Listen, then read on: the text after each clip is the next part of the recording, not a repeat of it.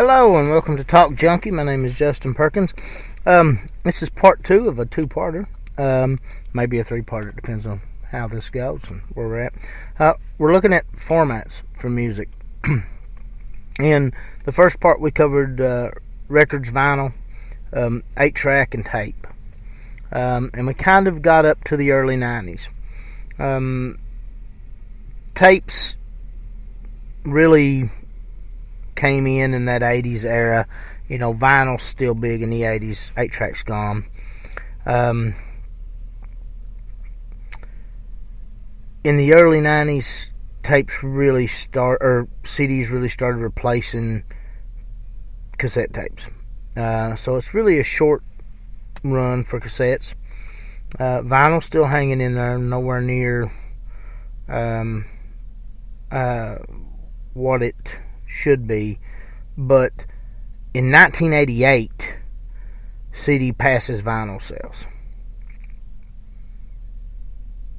By the early 90s, it starts replacing cassettes. And I looked at this information in a lot of different places. Doesn't mean it's accurate. Everybody's got a little bit of... But a lot of it's in the wording. And I don't know if it's because a lot of these are written by music lovers and by audiophiles. But the wording's almost always the same. In the late 80s, CD passes vinyl sales. You know, generally, and actually the fiscal year's 88. In 88, CD passes vinyl sales. Okay. They word that as pass. It's not replaces, passes. But in the early 90s, it starts replacing cassettes. Which is to say that there's a decline in 88 in vinyl sales and an increase in CD sales, even though CDs are very new. And in a lot of ways, a CD player, especially as a luxury item, at that point, they're very expensive. But, you know, VCR, everything started out that way. But in the late 80s, you know, it starts to surpass vinyl sales, but it's still under cassettes.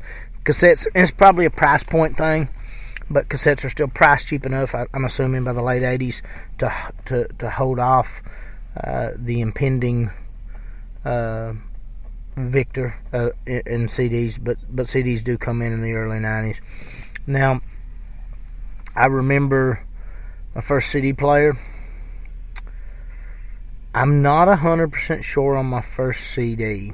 I've thought about this numerous times, and I can narrow it down to a Lynyrd Skynyrd CD I traded my buddy out of, an AC/DC CD, or a Jimi Hendrix CD. And those three things come very close together right in there. And I've always thought, and that of those three, and I'm almost positive of those three, the Lynyrd Skynyrd CD came second. I thought for a long time it was first, but I think it came second. And I'm sitting and I'm doing all this, thinking it, and then I remember, and this is a memory that hadn't popped in my head in years, but before I get this first CD player and before I get these CDs, my grandfather had run this store when I was younger. He had run it, I believe he built it in 82 when I was born, and he had pool halls and stuff, but there was a summer that he really just didn't open the store. I mean, it was a very short span, and I opened it. He basically, let me hang around in there. Me and my friend Lance were in there a lot, and I'd be in there just goofing around in the store, and he had some CD players. And I got them out, hooked them up, and hooked them to speakers. I'd never had a CD player. I'd never really seen one, never really messed with one.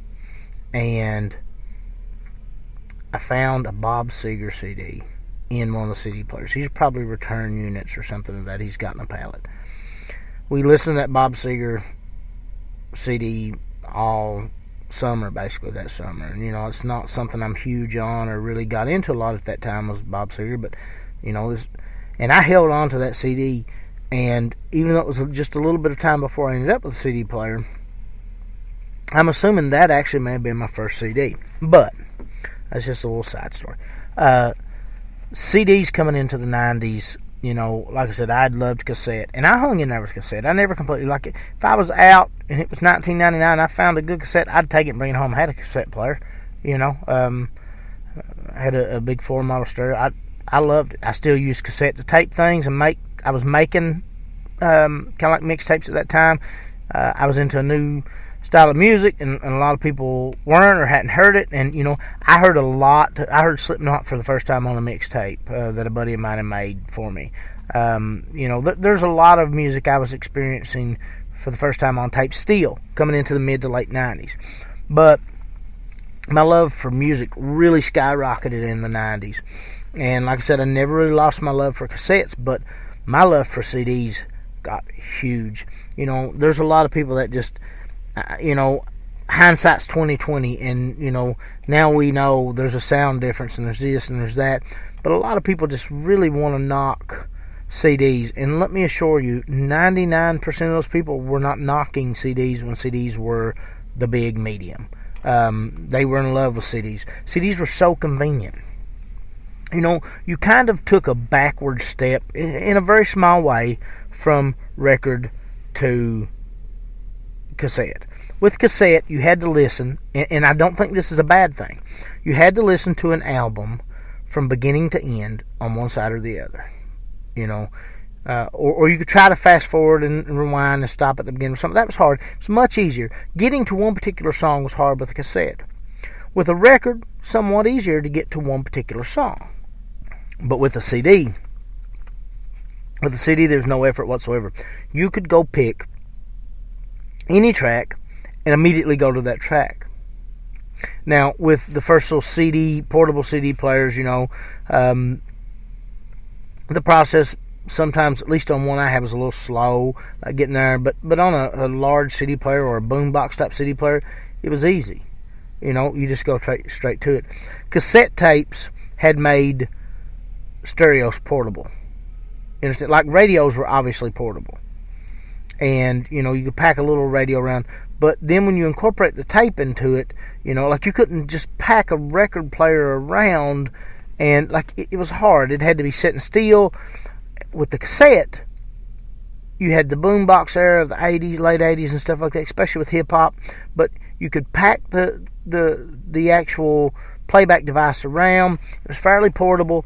There was no skipping. If you jarred the record, it skipped, or would jump off. The needle would jump off. You didn't have to worry about that with cassettes.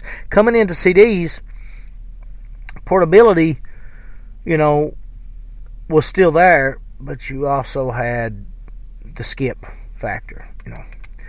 You hit it skipped. It scratched. It was damaged, and it was nowhere near as durable as the cassette and the record. And so at first, I was a cassette guy. I was like, this isn't durable. This is going to scratch. It's, I can't take it with me. I don't have a CD player in the car. Sorry, lack of sleep sucks. I don't have a portable CD player to take with me. And then when I get one, it skips. And then they come up with skip protection. But anyway, so at first I was a little bit hesitant. Price was obviously an issue. This brought down the price of cassettes slightly, but it was because of the inflated price of CDs. But it also was a matter of comfort, and I was comfortable with cassettes, and like I said, there was a durability with cassettes I didn't see with CDs.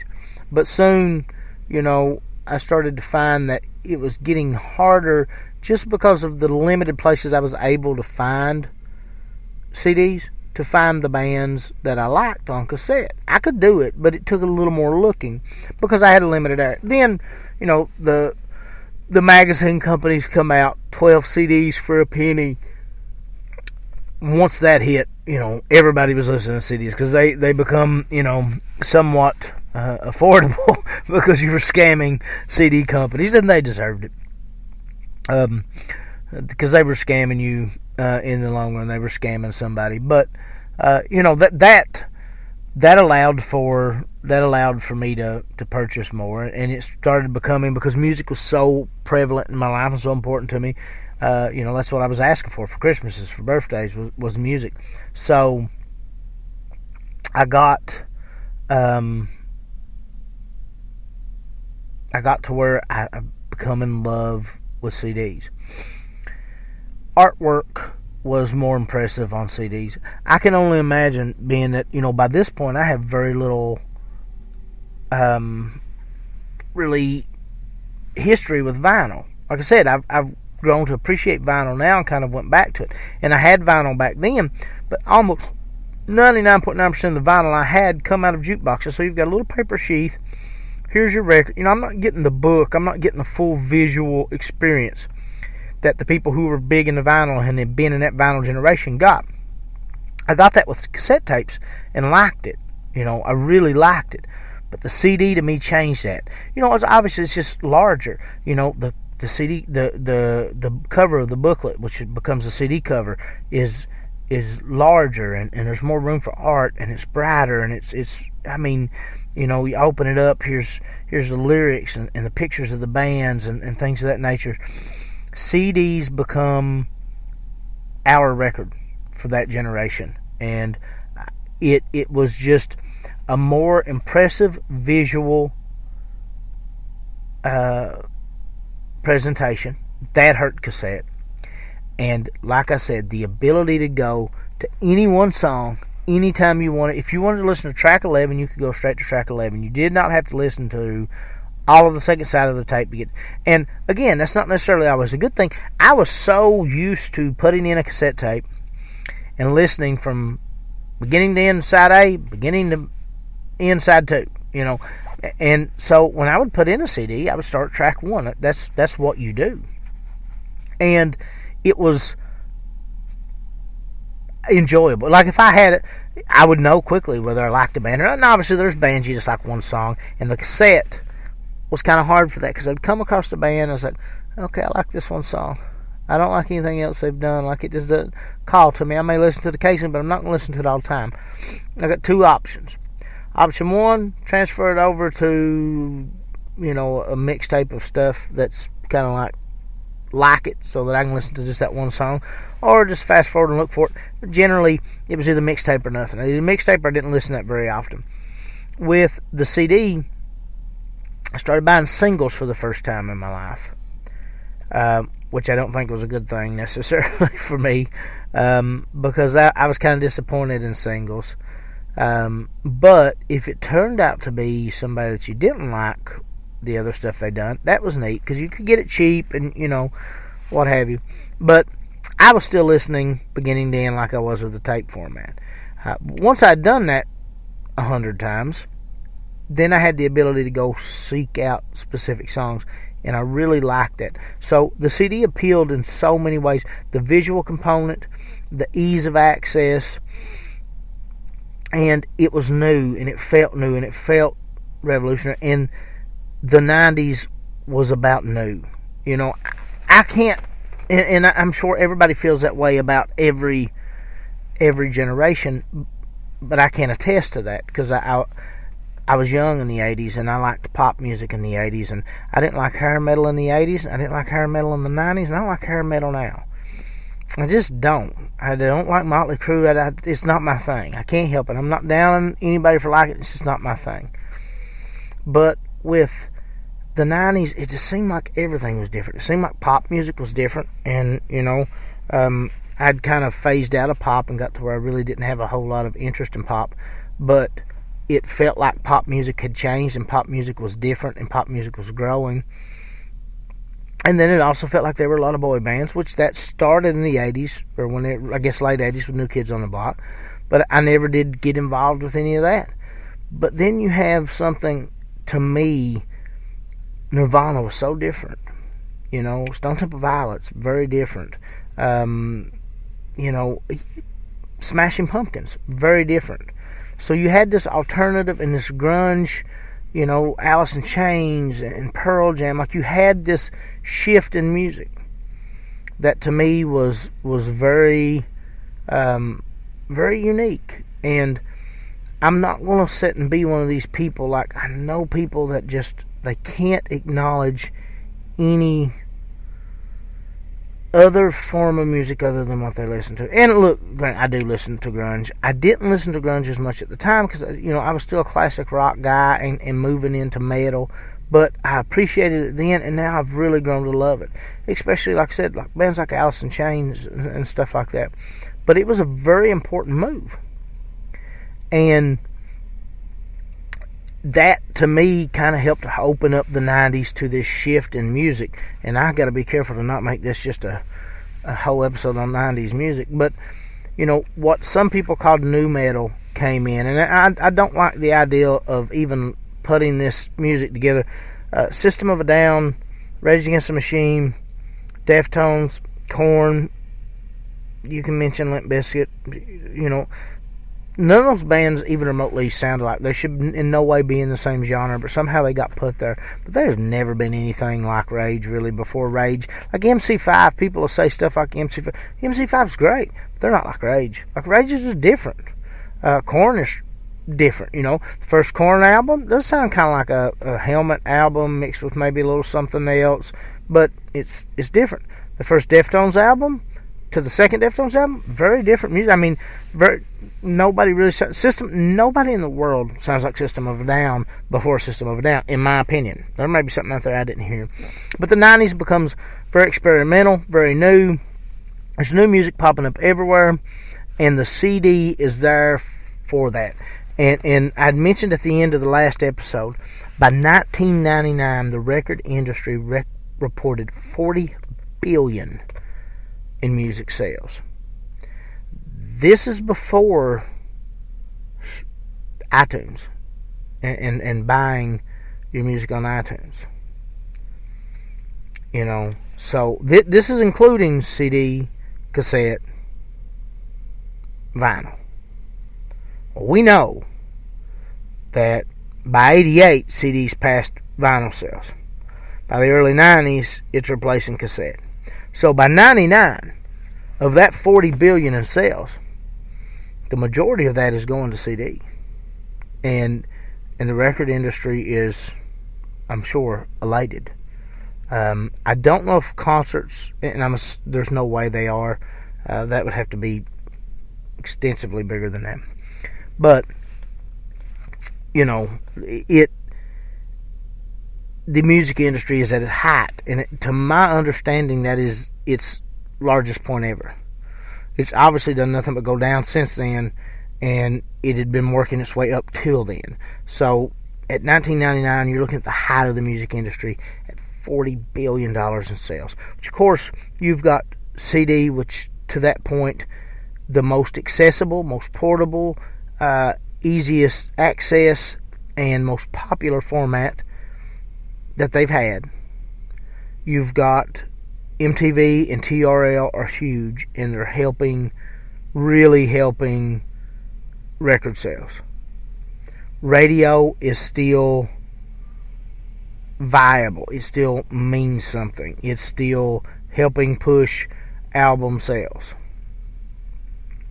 Touring is still important, which touring is a lot more important now to bands than it was then, but touring is feeding off this. Everything's feeding off the sales of these CDs, and everything is feeding into the sales of these CDs. You really get the birth of festivals, Woodstock 99, Ozfest. You get the birth of these different festivals. I'm about positive Warped Tour was out at that point. You've got some of the alternative and the punk stuff. Like, the festivals and all, the infrastructure is there to have a massive industry. And CDs are at the helm of this industry. And again, for me, CDs were about the book, the presentation, everything. Everything is there for CDs. And, it's at the height of my adolescence. I graduated high school in 2000. So, from 90, this is not the whole time, but no doubt, from 95, 96 into 99, 2000, my freshman into my senior year, music is the most important thing in the world to me. my band and listening to music and hanging out and talking about music and being around music and thinking about music and writing music and anything and everything involving my life revolved around music at that time, and the CD is in the center of that. And in this time, you get burnable CDs and CDRs, and that comes more towards the end. But something starts happening in 99 that I'm not really in on, and never really got in on, to be completely honest with you. In 99, Napster hits, and Napster ends up getting to 80 million users. That's into the 2000s. But Napster hits in 99, and my knowledge of Napster is this. Lars from Metallica went after him, and it made Lars look bad. Like people didn't like Lars.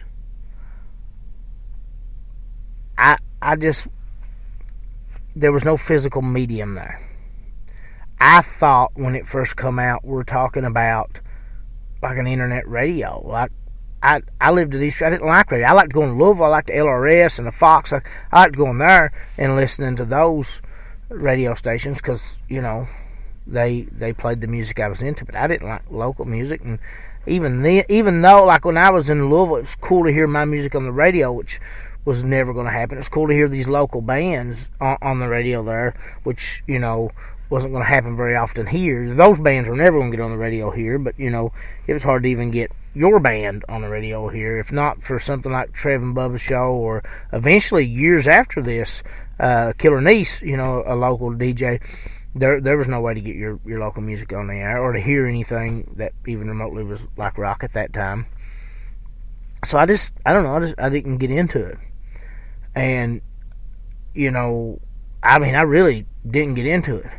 I would get CDs all the time that people would make, just these mix CDs, and mix CDs got huge. So in the early 2000s, 99, and like mixed music was huge. And like you would get these CDs, like you'd be like, hey man, have you heard of so and so? Like this opened me up. Like you heard of Hypnagogia?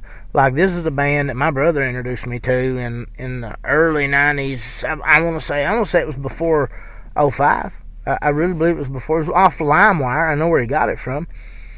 And I was like, no, I never, and I still listen to that 3 or 4 of those songs that he gave me today. Like I've purchased them since then. But I can't speak intelligently about Napster because it wasn't my thing. I wanted a physical copy. I was young enough to be part of that Napster generation, but I had this OCD of needing something physical to hold on to, and that kept me away from Napster. It just, I didn't, and subsequently LimeWire, like I played with LimeWire a little bit, but I can honestly tell you, maybe on my own personal computer at home, through the entirety of the download generation, I've downloaded 0 songs. And I didn't even know how. I've been at my brother's and went through and picked songs. I'm like, hey, get me that one, because he would show me, and try to download stuff I'd never heard of, things I didn't know. But burnt CDs, this format of CDs finally gets to this point where it's somewhat similar to cassette. Because with cassette, the best thing about cassette, the one thing cassette had been able to do that up to this point CD still couldn't do, was replication or making your own mix. Now with the CDR, that become huge. And we went and had a little single made, my band did, and we sent it in the radio station, and we made a bunch of copies ourselves. Like that was, you could sit and print your own CDs, and that was great. That made it good for bands, and there was obviously an impact to Napster, and I agree with the musicians 100% on it. Like, if a musician wants to give away his music, that's fine, but you shouldn't be able to steal it. And that's not why I wasn't on Napster at that time. I didn't have that kind of philosophy at that time. I didn't have a philosophy either way. I didn't know, that's the thing about life. If you don't grow and learn as you get older, then you're probably not doing something right, and you're really wasting everybody's time.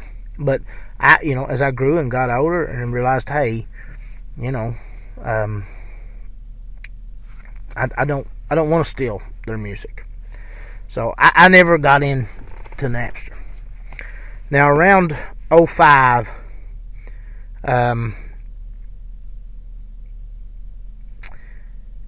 iTunes is going, and they're starting to outpace CD sales. This is huge.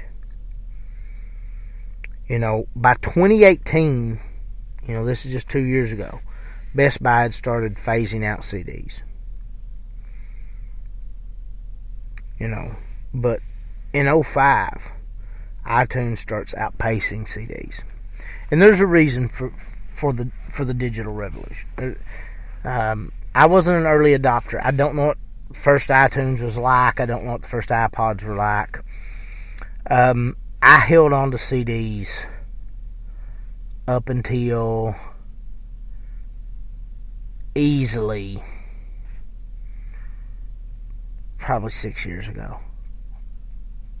Maybe a little longer. But I would say right around 5-6 years ago. Maybe a little bit longer, maybe 7. But I my guess would be right around 6 years ago. But iTunes gives you the ability to buy one song. Makes it affordable.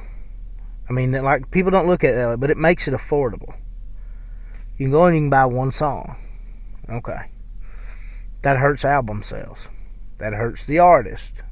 That hurts albums. It's hard to make an album a classic. But, in today's market, it's much cheaper most of the time to buy the iTunes version than buy the physical copy. And again, you can buy one song here. And there's bands. I'm both ways on this. If I like a band, like I like Deftones, I'm going to buy their album. Like, I pay for iTunes Music, I'm going to take the whole album. And there may be, like, they have had albums that I don't like every song on. But I'm going to give every song a try, and I'm going to initially purchase every song. There are bands I've never heard of anything other than one song, or, there's a special version of one song I want, and I will buy that way, buy the one song. So I'm just guilty as anybody else. But I held out so long getting an iPod or going to digital music because I wanted the physical copy. And I actually, there's no way it's been, when I bought my first new Dodge truck, newer Dodge truck, it was not, I bought a 2014 in 2015, so it's been 5 years ago. I bought a 2015 Dodge truck. It didn't have a CD player. I bought a 16 or a 14, and then I bought a 16 after that. Didn't have a CD player. We bought my wife a Grand Cherokee. Didn't have a CD player. And I can't live without music. And I tried the Sirius XM route, and I want to be able to listen to what I want to listen to. And I finally had given in and bought an iPhone, and that's what made me make the transition to digital music. I went to digital music because society had pushed me to digital music. And digital music is very handy, and I'm not opposed to it now. I like it. I like to be able to just go, okay, I want to listen to this. But I do miss the physical. I miss and I got rid of all my CDs. They were CDs that had got stolen from me that were local band, like stuff that could not be replaced. And that got me down hard, and I just got rid of the rest of everything else. I just let it go. I mean, I give some to my brother. I think I give some to Goodwill. I let them go, and I would love to have those back. And I've thought many times about rebuilding my CD collection, and rebuilding my cassette collection. I'd like to do that, but this new digital medium was a different monster. We'd had a physical copy of something in our hands, and we more often than not had listened to an album from beginning to end for so long that here's this instant gratification. Here's this, I can go straight to, and it spoils you. It spoiled me. I think it spoiled everybody. But it also gutted the music industry. A lot of artists that I liked who weren't huge stars struggled the more digital music got big. Now, no-name stars who had, once home recording caught up with digital sales, I mean, you can record at home an acoustic album, just you, if you're a folk singer or a country singer. Like people of that nature making simple to record good music that people like. I mean, you can really do something with it and get it out. It's easy to get it out. It's easy to advertise it with social media. It's easier to be a musician on a small level right now than it ever has been in the history of the industry, I believe. But it's harder to be a mid-level musician than it's ever been. Like, I don't see as many big headlining tours for rock and metal stuff. Like, it's mostly festivals, and it's that way with a lot of stuff other than country. Country seems to be, but country's become pop, and pop and country will always, they're the most popular.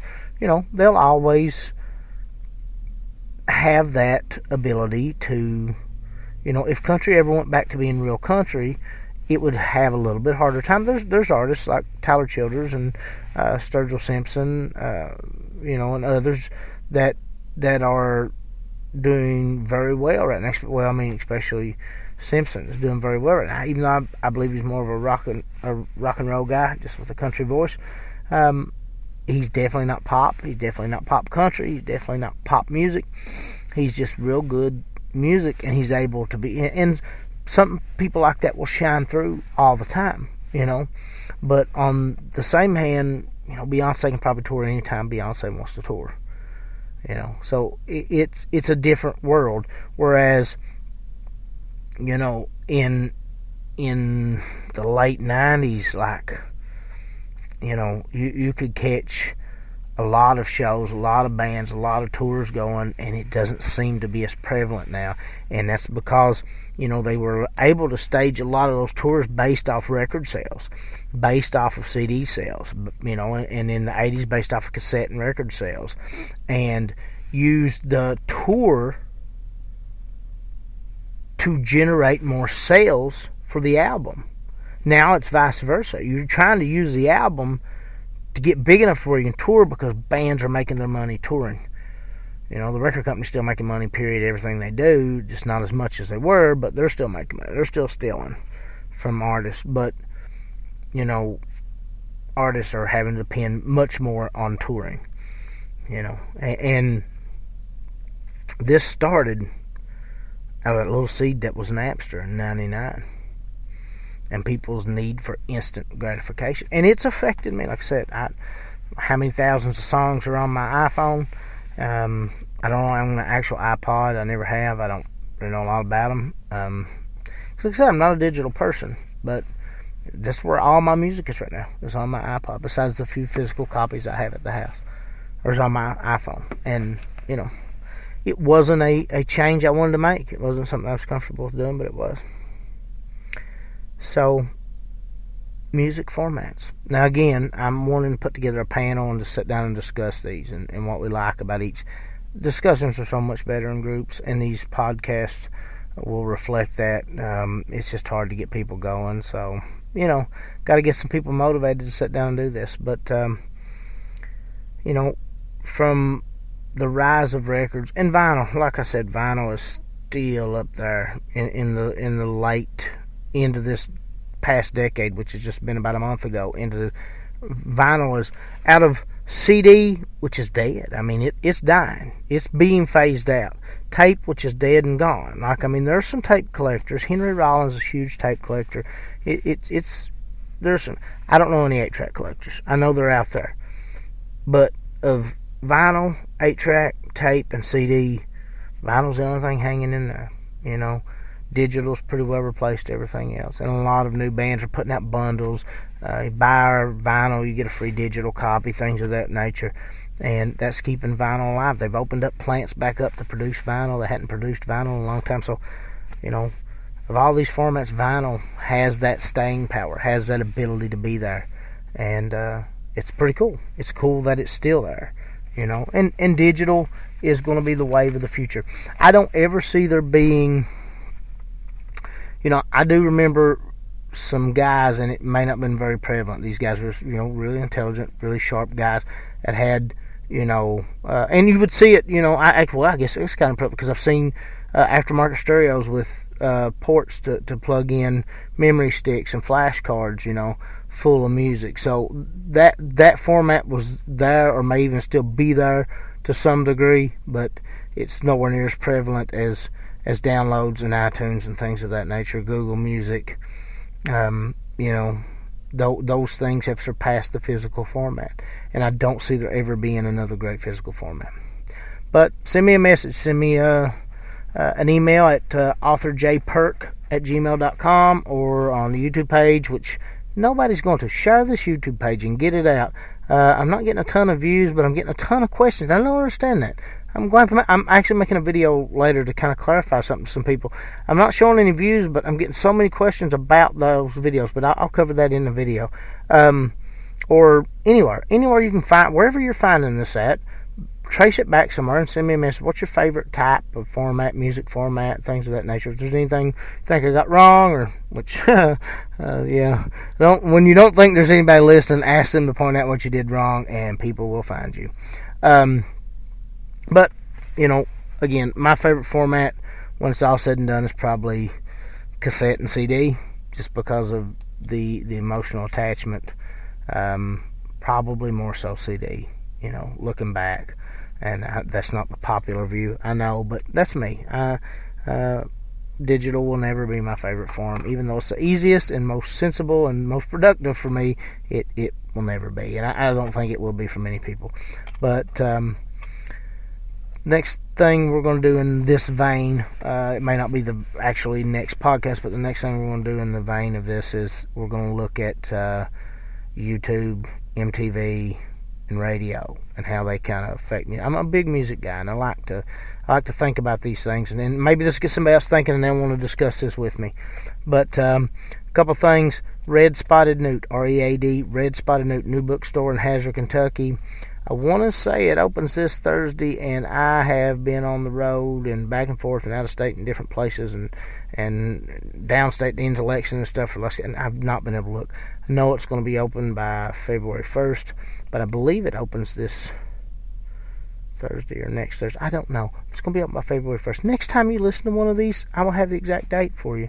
That's sad. I sat down to do a reading, don't have it. But check out Red Spotted Newt. You can find them on Facebook. That's Red, READ, Red Spotted Newt bookstore. They're going to be in Hazard, Kentucky. As always, I don't get paid to do this. This just is what it is. Chain Reaction, BJJ in Hazard, Kentucky. The best human beings on the planet. You can get in shape, you can work out. Maybe you can find a way to help me get down there more often. But they're the best human beings on the face of the earth. They're the best gym I've ever been to, the best people I've ever met. Oh yeah, they teach jiu-jitsu as well, and our black belt teaches it well. You get great interaction from a black belt from Lexington, Kentucky, from Reaction MMA in Lexington, a gentleman named Professor Rob Nickerson, a great guy. It's an unbelievable group of people all the way around. The SAS crew is great. Check it out. It's a great place to go. And we were talking about formats. I want to mention, again, if you do live in this area, go to Whitesburg, Kentucky. Go to Roundabout Music. Check them out. They have a record store. Like I said, it's a local-owned record store. It's a great place. And do that. When you can't. It's hard. I know it's hard. It's hard to get time to do anything. It is for everybody. It's hard for me to get down that way to get to Whitesburg. I've only been in there twice, I believe.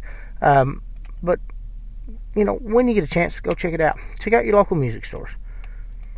Instruments or audio-wise. Check out your local music stores. Check out your local tattoo shops. Check out your local gyms. Check out your local people. Maybe we can get this whole conversation thing started again, where people like to talk to each other. I hope you guys enjoyed these last two episodes. If you did, drop me something, let me know. Not very many people are being interactive, so the few that are, I am going to be able to get back to you. I did one mini cast the other day involving something like that. I've got another mini cast. A guy wants to know about podcasting and making a podcast. So I'm going to do a mini cast on that. So right now, while nobody else is talking to me, you need to get a hold of me. It makes it easier for me to respond to you. But everybody have a great day, and thanks for listening.